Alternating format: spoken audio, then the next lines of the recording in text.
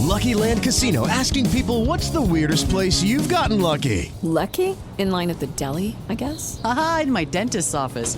More than once, actually. Do I have to say? Yes, you do. In the car before my kids' PTA meeting. Really? Yes. Excuse me, what's the weirdest place you've gotten lucky? I never win and tell. Well, there you have it. You can get lucky anywhere, playing at LuckyLandSlots.com. Play for free right now. Are you feeling lucky? No purchase necessary. Void where prohibited by law. 18 plus. Terms and conditions apply. See website for details.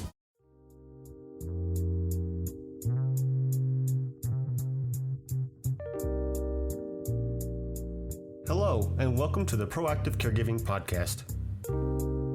As a CPA with over 20 years as an industry accountant, Jessica stepped away from the corporate world to become a full-time caregiver for her mother. Having learned invaluable lessons along the way, she is now here to share those with you and to invite you to join her on this caregiver's journey. Here is your host, Jessica Cannon. Hello, everybody.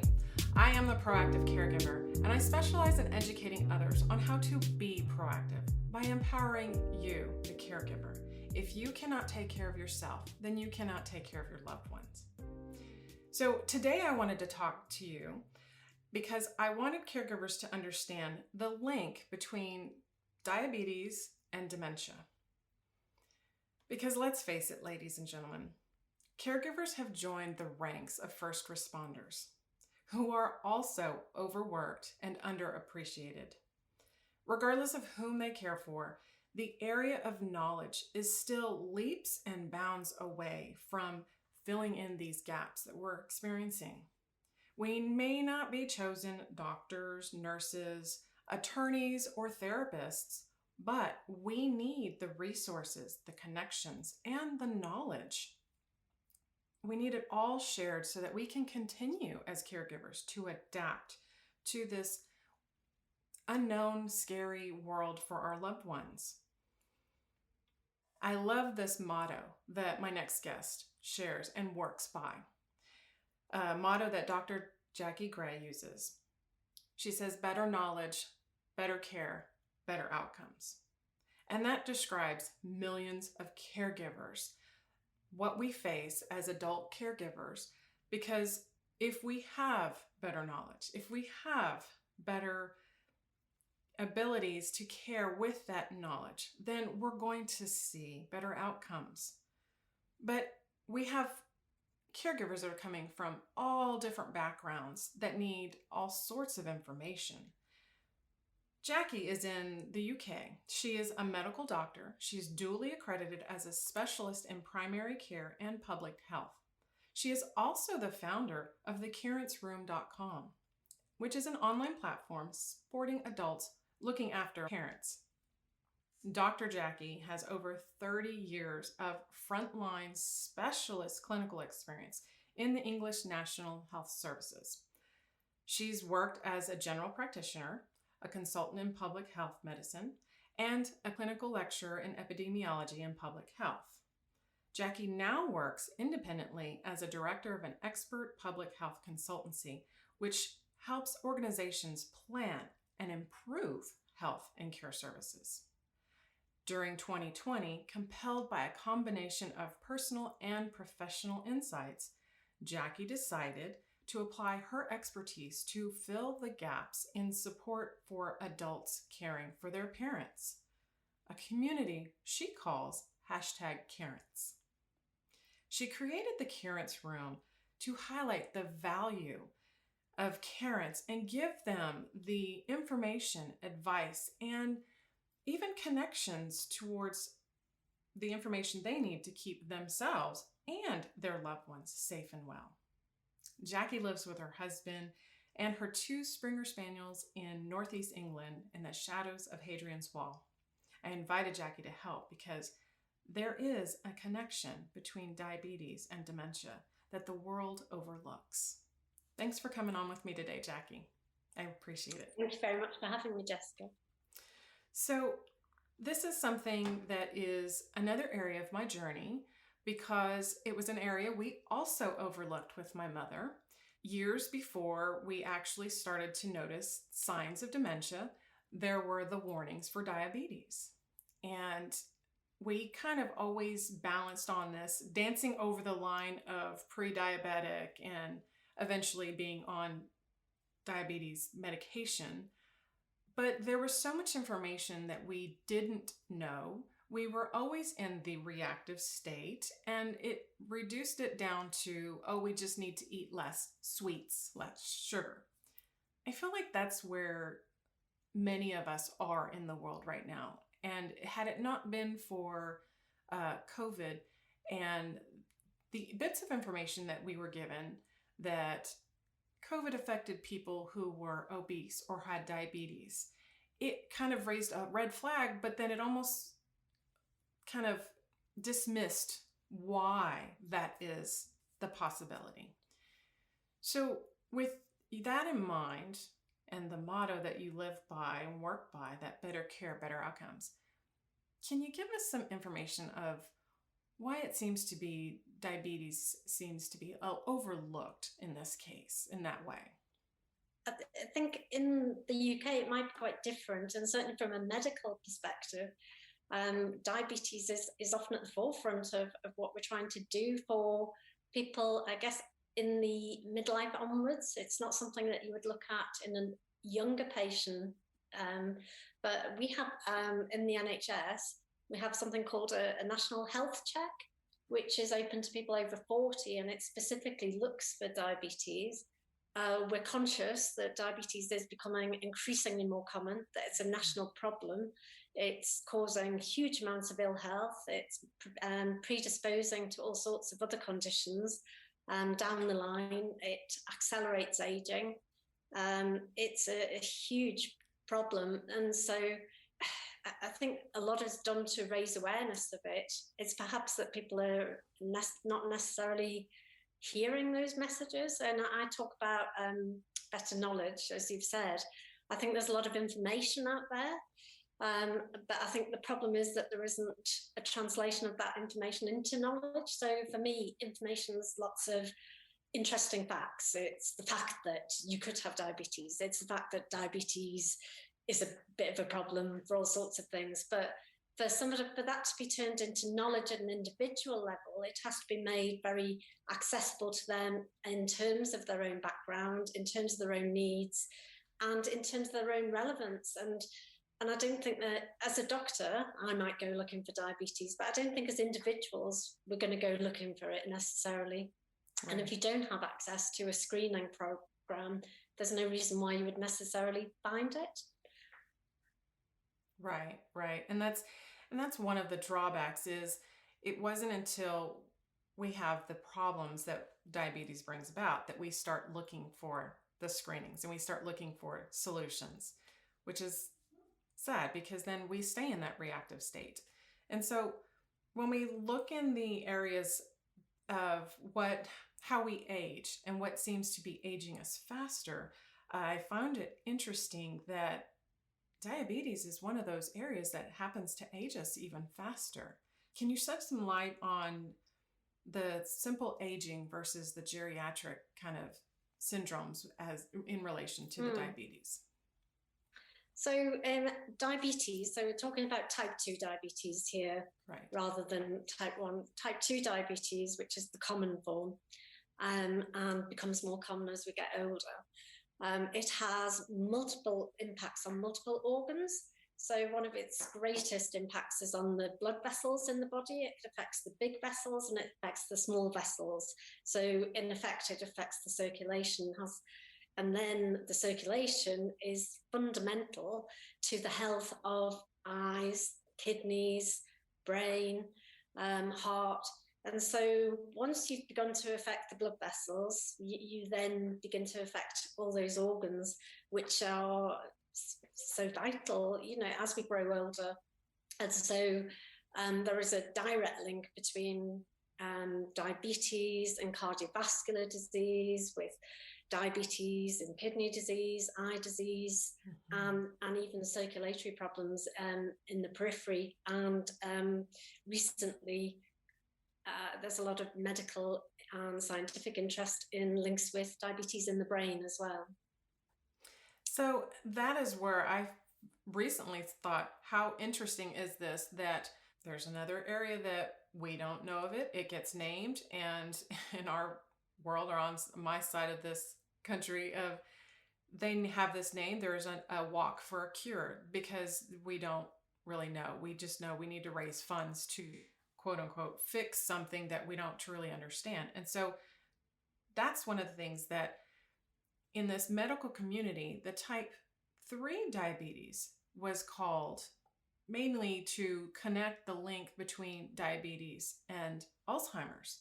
And I know that not all doctors agree with this, and the medical community is still kind of hashing the details out, because in order to have type 3, basically, you must already have type 2. It's not something that we just catch a cold or catch some type 2 diabetes or catch diabetes altogether. I mean, this happens over a period of time.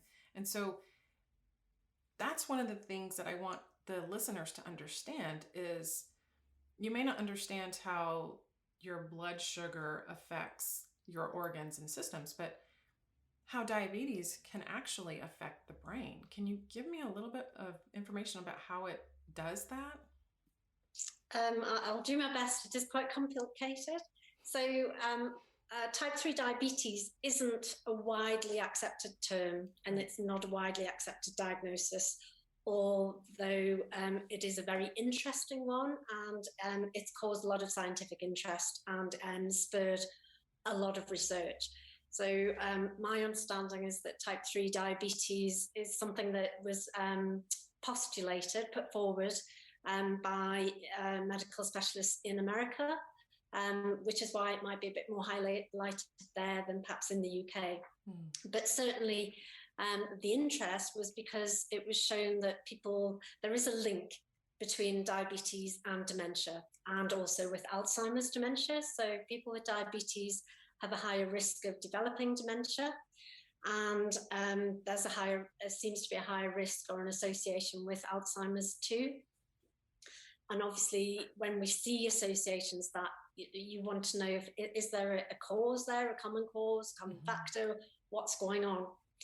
One of the challenges, I think, of unpicking what's going on is what I said earlier on, is that we know that type 2 diabetes has so many effects on organs in the body, often to do with the circulation.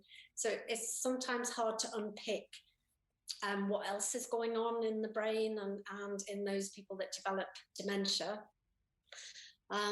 Some people with diabetes do go on to have a degree of cognitive decline that may then be diagnosed or misdiagnosed as dementia.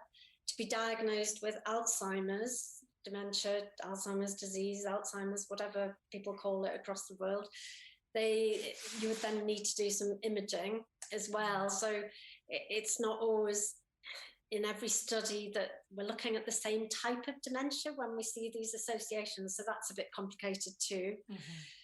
When people come up with a theory or a new diagnosis, it's never taken up immediately. Some of the data shows that really, if we come up with some new scientific knowledge about a disease or a practice, it can take maybe 17 years to actually become mainstream.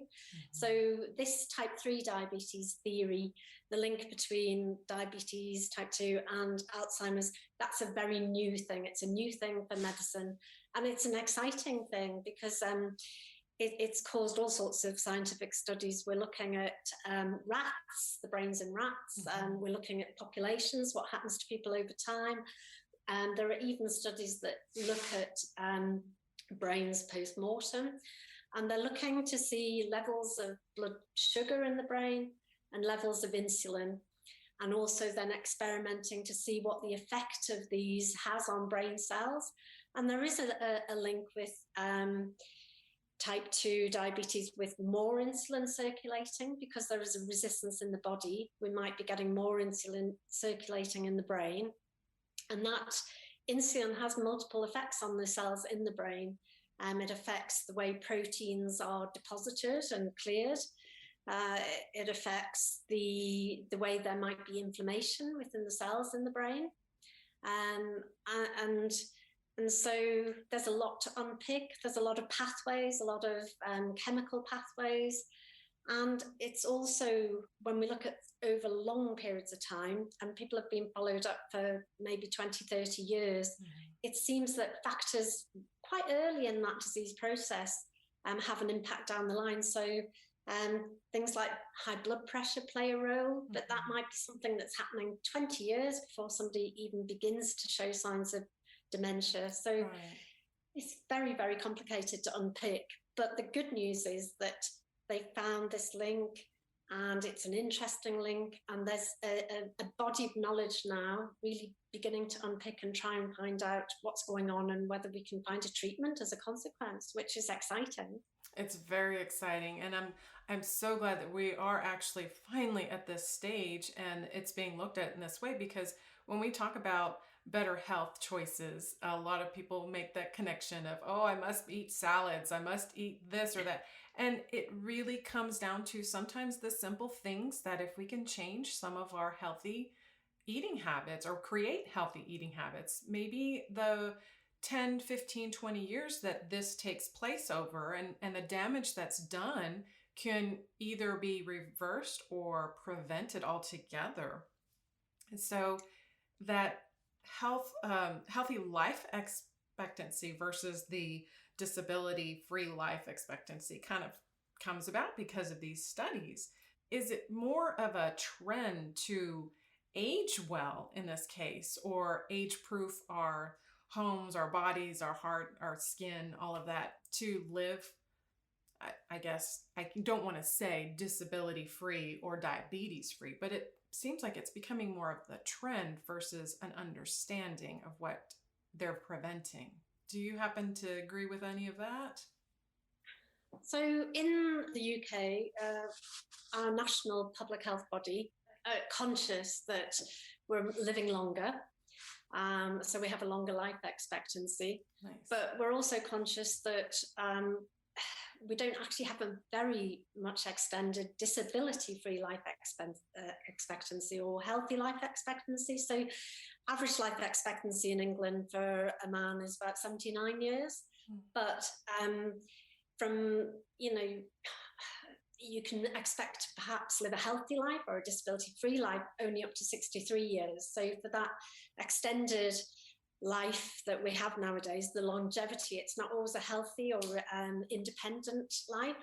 And there's been a big trend to actually say, well, what can we do? What can we actually do to extend life to those years? So have a better quality of life in those years. And very much it's about what you can do perhaps early on in life, but it's not too late in middle life. Middle life is a very important time to actually adopt a healthier lifestyle. And it is showing that by doing that, you can reduce your risk. If you're more physically active, you can reduce your risk for diabetes by maybe 30, 40%. These are quite staggering risk reductions, but it does take work, and it does take belief that the work will pay off. But the risk factors for diabetes, the risk factors for dementia, the risk factors for other diseases of aging or problems as we age are very, very similar. And the health messages are very consistent. It is about healthy eating, but it doesn't have to be about salads. Right. It is about doing more exercise and being less sedentary. Mm-hmm. It's about drinking less. It's about carrying less weight.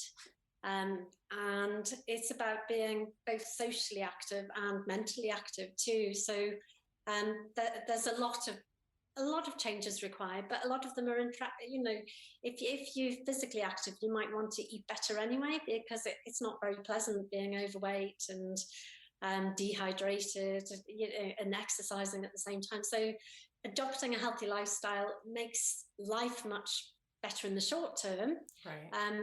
But it's an investment for the long term too. It really does pay off, and there is a strong body of evidence which consistently across countries, across the globe, across populations, population groups, we're getting the same results, the same benefits. It's just it's hard because it requires a personal investment in how you use your time.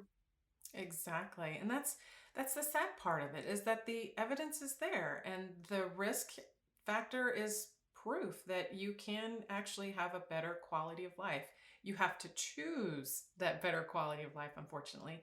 And especially when we look at the staggering stats of type 2 diabetes, that 60% of are more likely to have Alzheimer's or vascular dementia. Women are more likely to develop vascular dementia than men, just because of the way we live and our choices of life. And it not necessarily may be a food choice or exercise choice. Sometimes the level of stress and how we balance that in life is a little different. Absolutely. I mean, stress, we know that plays a part too. The science around that is less well developed, but that does seem to have an impact on aging and the aging process, big life events.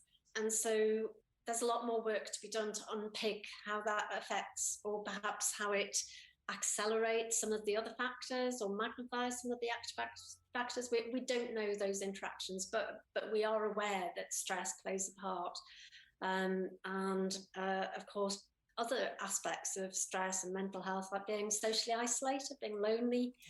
These are all factors that come into play. And increasingly, we're recognizing that loneliness might be as an important, risk factor, just like, say, high blood pressure.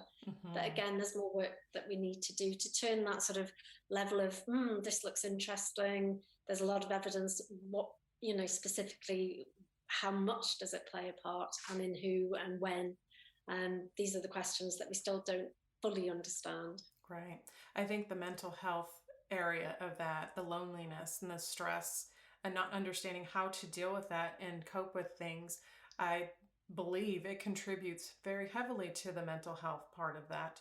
And that was something that, I wouldn't recognize until I started caring for my mother and seeing how she was living and the level of depression even, and how that depression was connecting towards what she was choosing to eat or not eat, or what she was choosing to, how much exercise she was getting or not getting, or, even just stepping outside for fresh air. It made leaps and bounds of difference between what she was willing to do for her life versus what she knew she needed to do and just had no passion for it. And so making those changes for my own life, I realized that I was having to balance my goals towards what was going to help me feel better, just overall better energy, better moods, less swings of those moods. And it wasn't a one thing. It wasn't a quick fix on anything. It was choosing an overall approach that would help in general, because I had for many years dealt with hypoglycemia, and that was something I didn't understand. I just knew I had to pack a lot of snacks, and every time I felt lightheaded or a little bit dizzy or possibly nauseous, I had to eat something. And I learned to manage that. And then I also learned, as far as managing that, how far I could go with it before I would be at a point of mood swings or just pulling away from life in general, wanting to crawl in the bed and get under the covers and just avoid the world. So that choice and understanding what's happening to our bodies and why, and then still trying to make the choice to avoid it, unfortunately, it's the harder direction to go in, because it takes a day by day consistency of us choosing the happier, healthier ways to go and creating that trend for ourselves. So we have our chronological age, and then we have our mental age. So how can caregivers and carents in this area intentionally focus on promoting the inclusion of that kind of equality, while as we help our loved ones with whatever ailment it may be as they're aging? How do we help them, include them in our lifestyles? If we finally, for example, make that choice for that healthier lifestyle, how can we work towards including them in that lifestyle with us? So obviously it depends on the family relationships or the caring relationships and the level of disability or cognitive decline of the person that you're caring for. I think one of the key things is attitude. It is about having an ambition and aspiration for the person you're caring for, and recognizing that there are things that you can do to maintain engagement, and recognizing the dangers of excluding. And they're not just personal ones, they are social ones. We're living in a very fast changing society, a society that's becoming very digitalized, very exclusive, and quite young in many ways. So as people are aging, it's very easy to become disconnected from that. So I think families and carers do have a significant role to play. One of the things that's important to highlight, I think, is checking for sensory loss. So I'm talking mainly hearing loss, but possibly visual loss as well. Because we know that's linked with aging, particularly hearing loss. But as we get older, we're less well able to hear. And hearing loss is particularly excluding. People become very easily and very quickly disadvantaged if they can't hear, if they can't communicate. And it does accelerate any cognitive decline. In the UK, there are studies going on now to look at hearing aids in people with hearing loss to see whether that can actually prevent or slow or improve outcomes in dementia. So that there is something about being aware of disabilities and tackling those. There's something about not being too caring, and that sounds quite cruel, but if you do everything for someone, then they will lose the ability to do it for themselves. So they will switch off. Yes. And so focusing on what they can do, what they're able to do, and really harnessing that can be really valuable. And so, in a simple family, it might be if you're starting to eat healthy, and you're creating your own rather than instant processed foods. If you can share that food. If you're making a casserole, for example, and sharing that casserole with the person you're caring, then you're actually guaranteeing that they're getting a nutritional boost that perhaps they wouldn't get otherwise if they were to pick up food or try and make it themselves, because often there's a lot of shopping entailed with fresh food, and home cooking can be time consuming too. So there's things about that. I think there's also a lot around being socially engaged. So even if somebody's very cognitively impaired, eating together around a table is actually something that's really very special. It's so easy to put somebody who's disabled in some way to one side, to serve them and then get on with your own life. But including them in meals, including them in activities, they may not want to go for a jog, obviously, or perhaps not obviously, but they may want to come and watch you. They might want to sit on the side of the swimming pool and actually be part of that community of people who watch and supervise. They might want to attend a young child's sports day, and just getting out of the car and walking and staying on foot. But just integrating them in life can be so beneficial, and it's hard because it takes time. It slows the process down, doesn't it?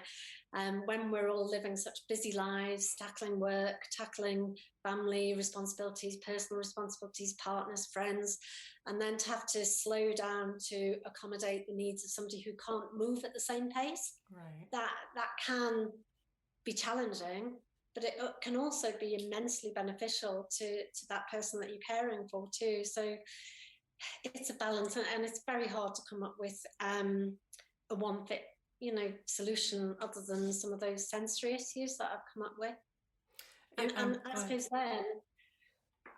I've spoken there very much as from the personal perspective as a caregiver, but I think there's also an opportunity of saying, actually, if I do it all, then that actually disadvantages the person I'm caring for, perhaps opening up other caregivers, caregiving opportunities, other therapists, other community groups, friends, family members. That widens the social environment for an individual. So Although we might want to do it all, and sometimes it's easier than delegating, it's not always in the best interest of the person that you're looking after.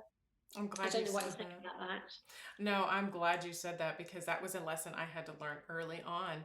Because, like you said, it's really a challenge to slow down enough to be able to step in and help and be patient to be able to help. Because when I was balancing work and life, family, their schedules, my schedule, I always wanted to be able to step in and do things quickly.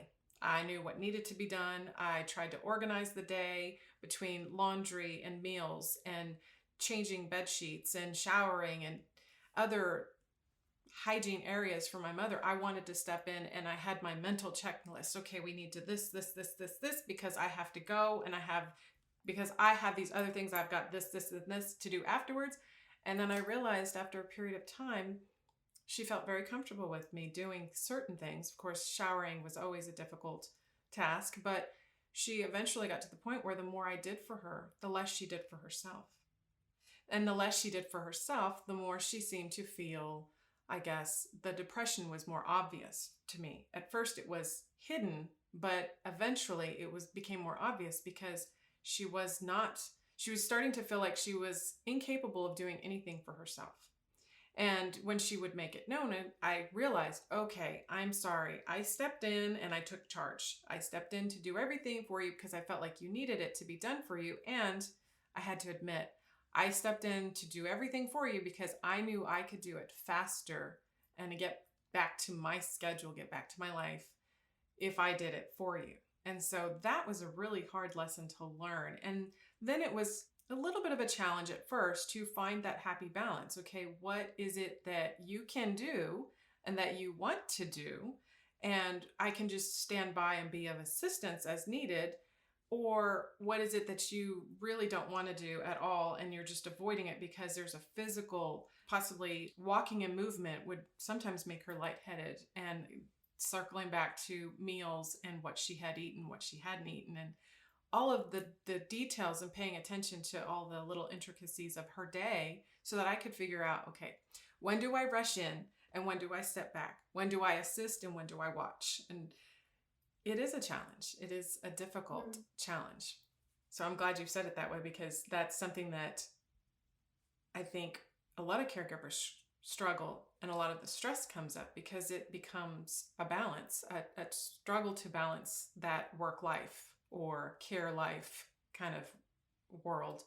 And we find the corners that we can cut, and other times we have to feel comfortable. I had to feel comfortable and be able to sit in the wait and sit in the silence and just kind of let things be and evolve. And it wasn't always easy. So it eventually got to be a little bit easier. And even after we reached a point of our new routine and I knew what she could and couldn't do, there was always the next level that we declined to. And so we had to rediscover what was possible, what she could do, what she didn't want to do. And it just started again. And we would go for a little while longer, and then there was another decline. And so we had to rediscover. And I had to fight that urge to step in and, well, let me just do it for you, because that's the easy way to do this, but it's not always the best way. No, unfortunately. So, as I mentioned earlier, you have this wonderful website called the Carents Room, and you're helping people get into connection with resources and helpful neighbors in a sense. So, how do you intend to create this easy access for carers and carents to connect with experts through the Carents Room? So when I set up the Carents Room, I was conscious that a lot of information exists, a lot of knowledge exists, but it's often in lots of different places, and it's very time consuming to find it. Just because I knew it existed wouldn't naturally be available or accessible for someone else. So I wanted to try and bring all the information together in one place, and without replicating. So if you've got an expert in dementia, you don't want me to try and duplicate or replicate that. You want to know about that expert. You want to go straight to them. So I was very much about giving you an introduction, but maybe signposting. So there's a lot of signposting on there to try and save you time, but trying to direct you to trusted sources, professional sources, the experts, so that you're not misled. Again, it's about being able to trust and believe that that's going to be something that you could actually perhaps take to a health professional and say, well, I've read this and this is the current state of play. Can you help me achieve A, B, and C for the person I'm caring for?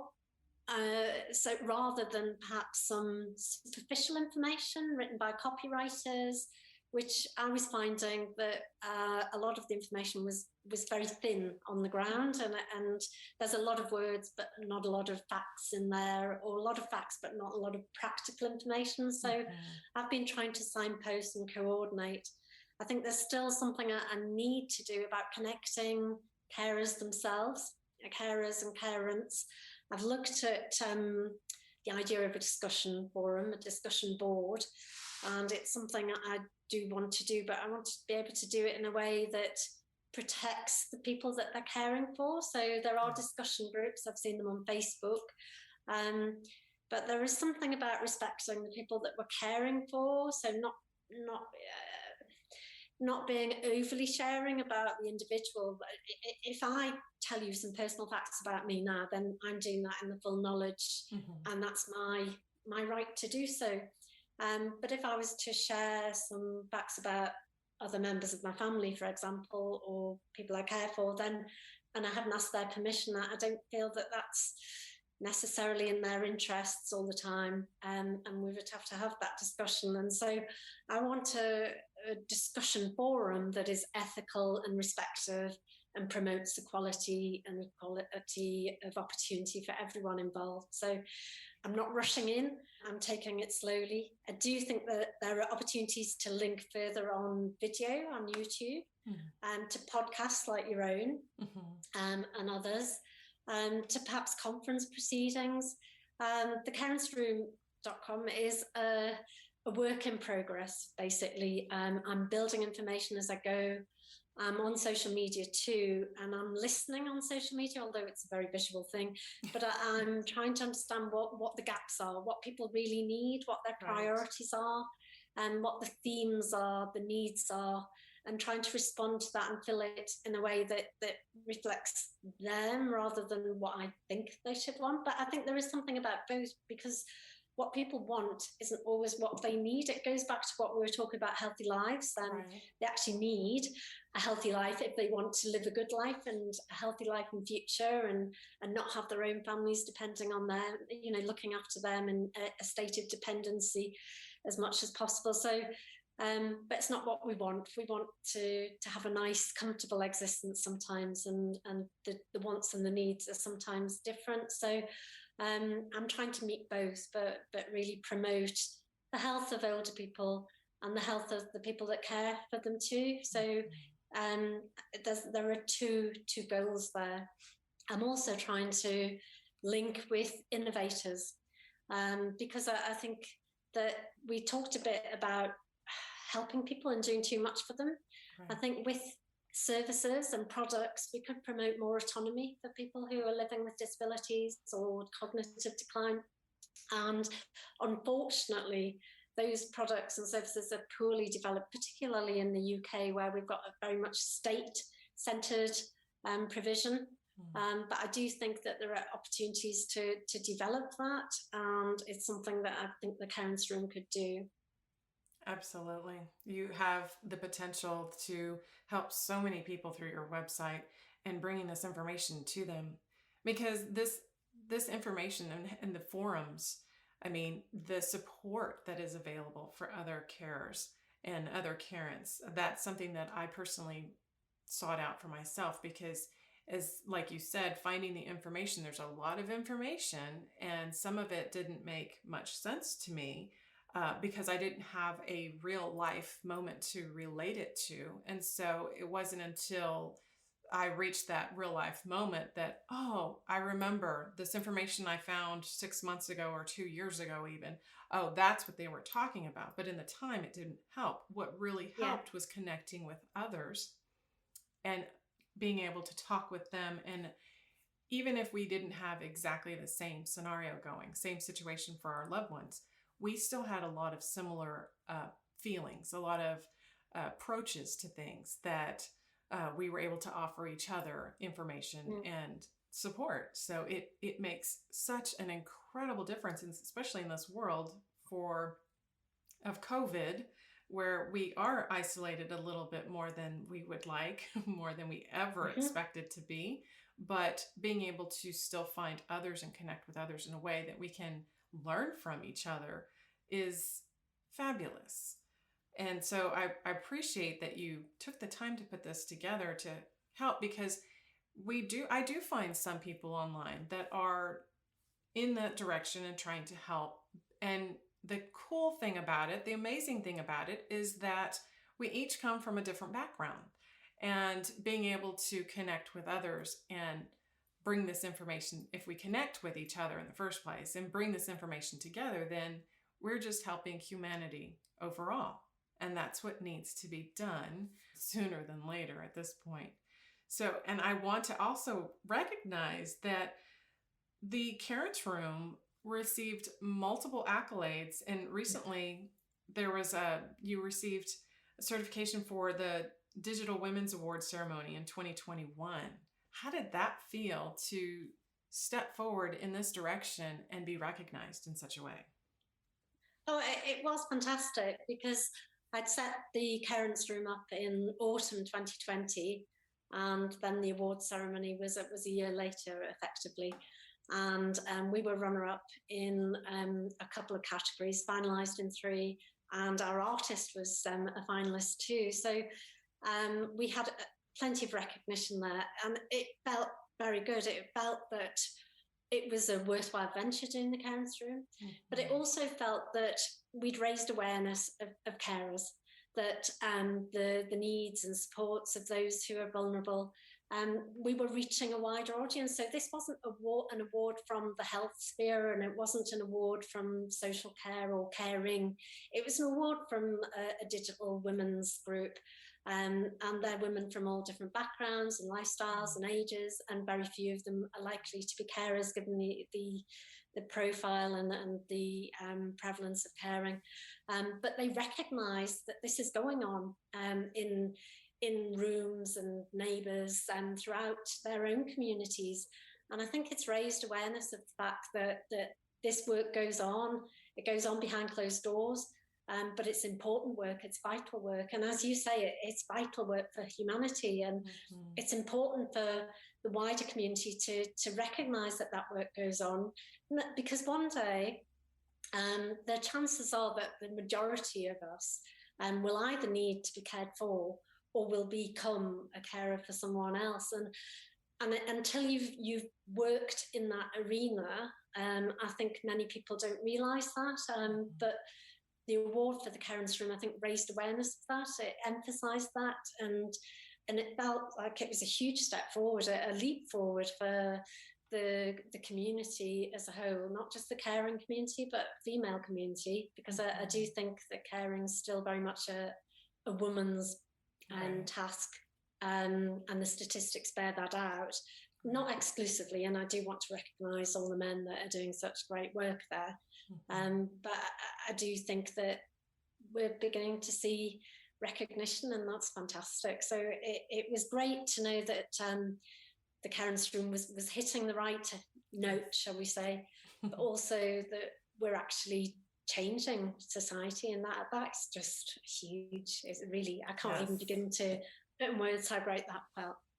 Yes, especially when, as you mentioned earlier, that change, when this comes about, and even the studies that are done, it usually takes 17 years. So getting ahead of that, and at least, when does that 17 years actually start? And so this is wonderful that we could say that it has already started now in this generation with all the efforts that you've put forward, because it is exactly, because that's what it is when a lot of the people that I've reached out to, I do come across some gentlemen every now and again that are able to share, that are willing to share their emotional journey with their loved one, whether they were taking care of a spouse or their parent. And it is fascinating to hear their perspective. But majority of the time when I do reach out to other caregivers, it is a woman that is frantically balancing her life with parents, spouse, children, possibly even neighbors and friends, because that's just what we end up doing. But the more information we get out there, and the sooner we get it out there and connect and remove some of the barriers, that this is wonderful that you and I are able to speak today and realize that we are on different sides of the world, but connecting and bringing more people together through groups like the Carents Room. And of course your own work too. So I admire what you're achieving, and you've been at it for longer than me, so I'm very keen to learn from you and your experience, Jessica. So thank you.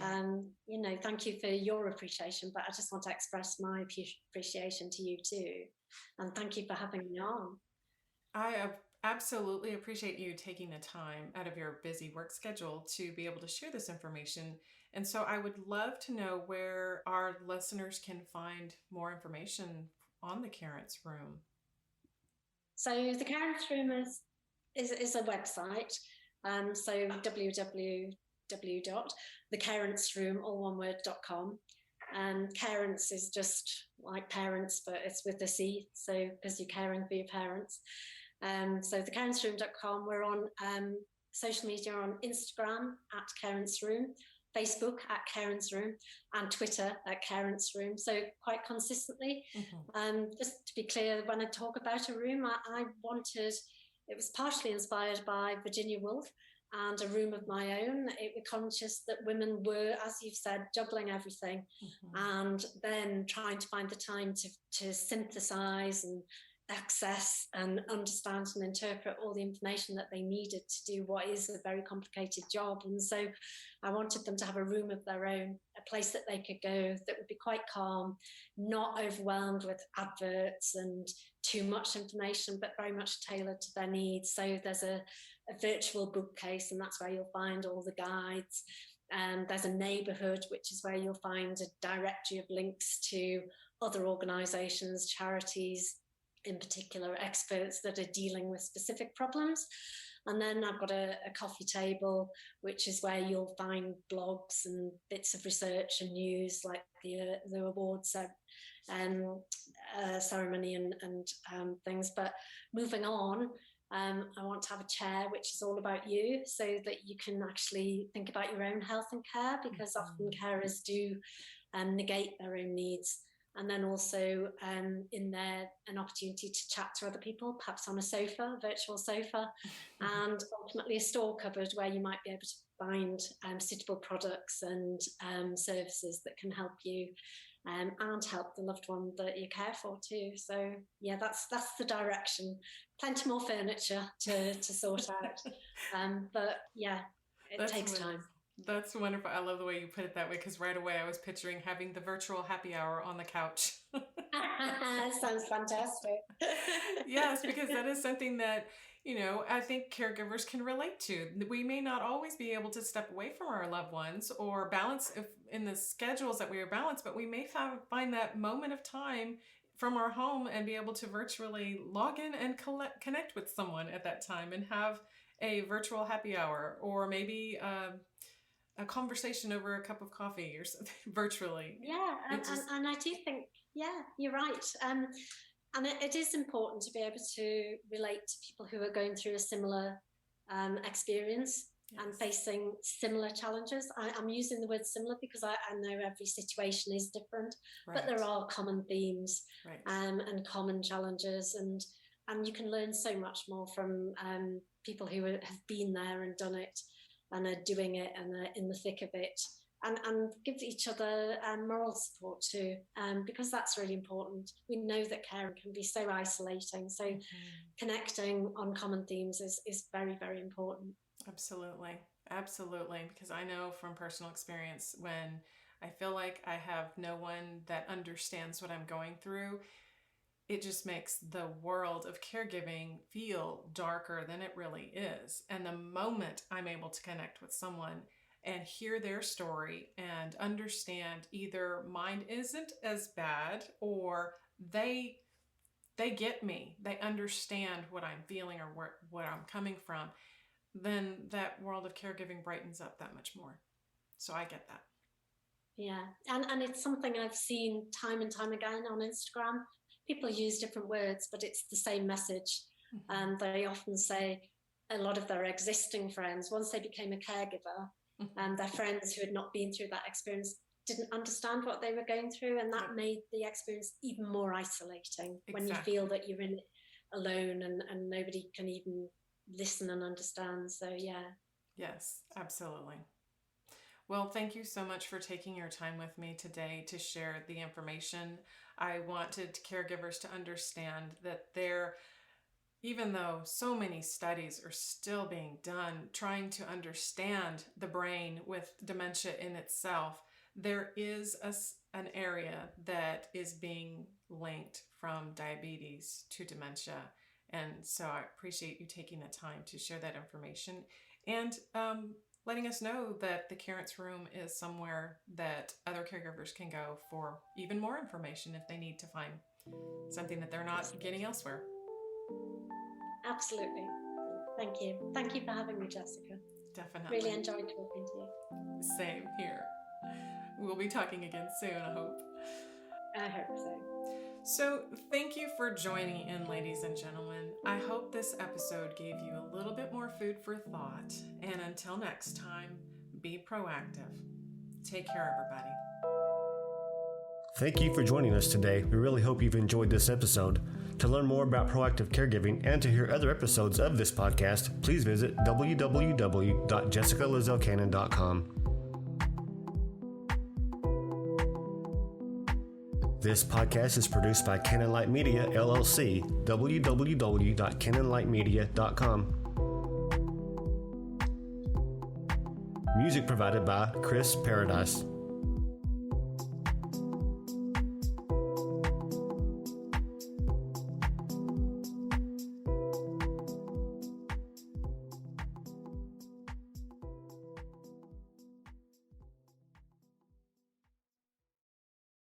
Lucky Land Casino, asking people, what's the weirdest place you've gotten lucky? Lucky? In line at the deli, I guess? Aha, in my dentist's office.